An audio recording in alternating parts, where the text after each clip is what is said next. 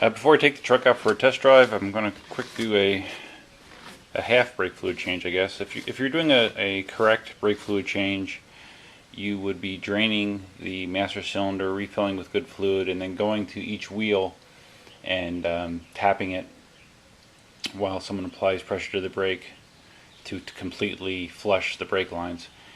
Like I said, I'm going to kind of do a quick and easy one, which isn't as effective, but still is not a bad way to keep your fluid fresher. First, I wiped off the cap. I'm going to take it off.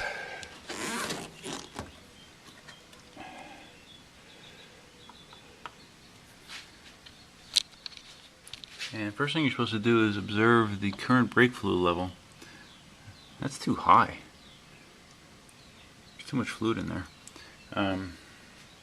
It's above the full line. The way it's supposed to be by the book is, typically your brake fluid line, depending on how much your pads are worn, will be between the full line and the minimum line. Somewhere in between here. Mine's like all the way up at the top, so that's not good. You don't want to have it totally full. So I'm going to drain it so somewhere in between there. I'm going to actually completely drain the reservoir and put some fresh fluid in there. Brake fluid is very corrosive. If you had a vehicle that was in nice condition, you probably want to put towels or even like a rubber fender mat over your fender to make sure you don't get any brake fluid on any painted surfaces, because it's very corrosive and can cause damage to the paint. With me, I'm just going to be careful because my paint's shot anyways. I'm using a turkey baster to pull the old fluid out. Sticking it in here. You can see that dark color.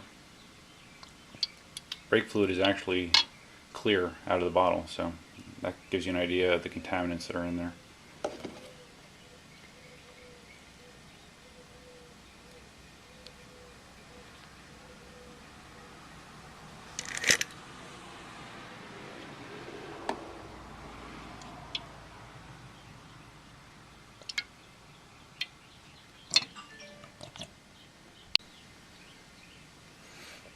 Okay, I'm gonna continue this process until the reservoir is empty, and then I'll be right back.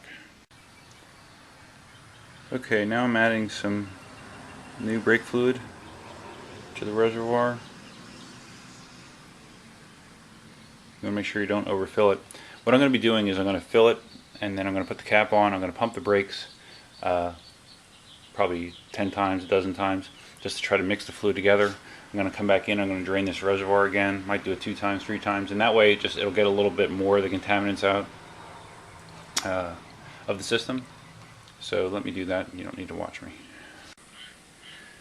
Okay, I filled it and drained it a couple times. I didn't fill quite as high as it was. Like I said, it was a little too high, so job done.